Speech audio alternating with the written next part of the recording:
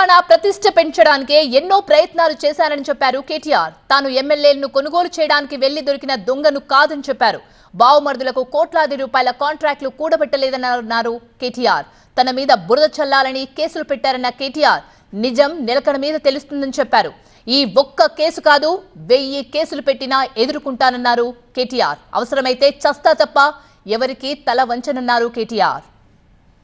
కేసీఆర్ గారి సైనికుడిగా స్వచ్ఛమైన మనసుతో నిర్మలమైన హృదయంతో స్పష్టంగా నేను గతంలో చెప్పింది మళ్ళీ చెప్తా ఉన్నా.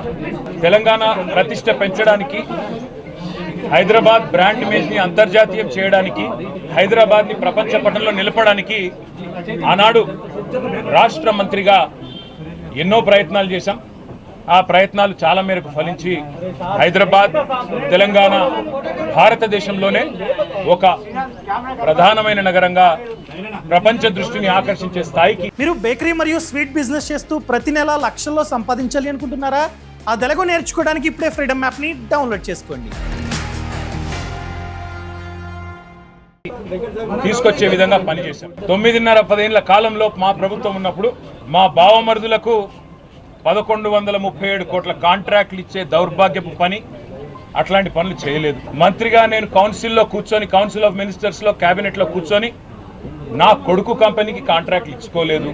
లేదా నేను కాంట్రాక్టులు ఇచ్చి ప్రతిఫలంగా ల్యాండ్ క్రూజర్ కార్లు కొనుక్కోలేదు.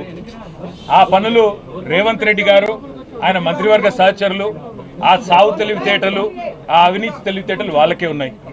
నేను 50 లక్షల రూపాయలతో ఎమ్మెల్యేలను కొనుగోలు చేయడానికి పోయి దొరికిపోయిన దొంగను కూడా కాదు.